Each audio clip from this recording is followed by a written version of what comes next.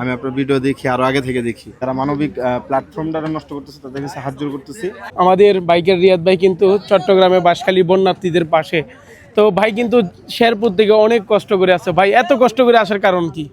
Actually যারা আমরা মানবিক কাজ করি, বাংলাদেশে আল্লাহ না করুক এরকম পরিস্থিতি তৈরি হোক, বাট যদি এরকম পরিস্থিতি তৈরি হয় জি।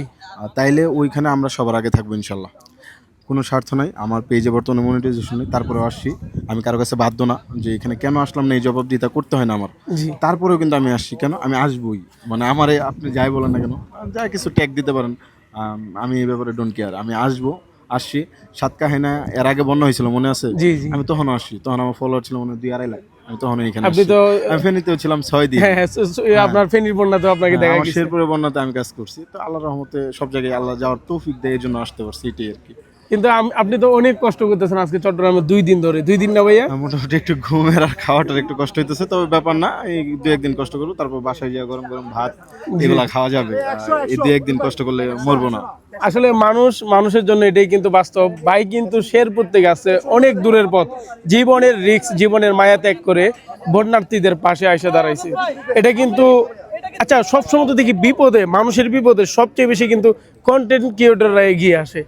তারপরে মানুষ কন্টেন্ট ক্রিয়েটরকে নিয়ে এত চুলকানি কেন? এটা হচ্ছে কিছু কিছু নোংরা কন্টেন্ট ক্রিয়েটর আছে যাদের জন্য এই কাজটা হয়। আপনি আপনার কমেন্ট বক্সে, আমার কমেন্ট বক্সে ওই গালিগুলা পাবেন না। না না ভাইয়া, ওটা ওদের আমরা ভিতরে কাদা পাচ্ছি না। ছড়াছড়ি, একজন আরেকজনের কাদা ছড়ে, ও আবার উল্টা কাদা ছড়ে। এইগুলো আসলে কন্টেন্ট ক্রিয়েটরের ভাবমূর্তিগুলো নষ্ট করতেছে। যারা মানবিক প্ল্যাটফর্মটারে নষ্ট করতেছে তাদেরকে সাহায্য করতেছি। দয়া করে মানবিক প্ল্যাটফর্মটারে নষ্ট করবেন না। জাস্ট এইটুকুই বললাম ওনাদের উদ্দেশ্যে। আর ব্যক্তিগতভাবে আর কিছু বলতে চাই না, ক্যামেরার সামনেও বলতে চাই না, অফ ক্যামেরাতেও বলতে চাই না। জাস্ট এইটাই বলা যে যে যার যার মতো কাজ করেন, কাউরে কাদা ছুড়াছুরির দরকার নেই, এইটাই আর কি। ভাইকে কিন্তু আমি মন থেকে আগে থেকে ভালোবাসি, কারণ আমি ওনার ভিডিও অনেক আগে থেকে দেখি। হয়তো ভাই জানেন না, কিন্তু চট্টগ্রামে আসার পরে আমি সর্বপ্রথম ওনাকে বলছি, ভাই আমি কিন্তু আপনার ভিডিও দেখি। তো ওনাকে নিয়ে কিন্তু তেমন কোনো সমালোচনা নাই। সমালোচনা কাদেরকে নিয়ে? যারা সমালোচনা করে।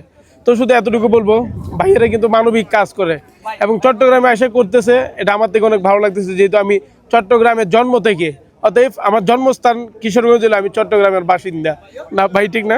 ঠিক আছে, আমি আপনার ভিডিও দেখি, আরো আগে থেকে দেখি। ধন্যবাদ ভাইয়া। মোটামুটি অনেক যারা মোটামুটি অনেকে আমরা বলি ছোট ক্রিয়েটর, ছোট বড় কিছু নাই, ফলোয়ার হইতেছে একটা সংখ্যা মাত্র। এটা দাপ করে 1 মাসের ভিতরে চেঞ্জ হয়ে যেতে পারে। জি। হ্যাঁ, তো আমরা সবাই দোয়া করুন আমার জন্য। ইনশাআল্লাহ।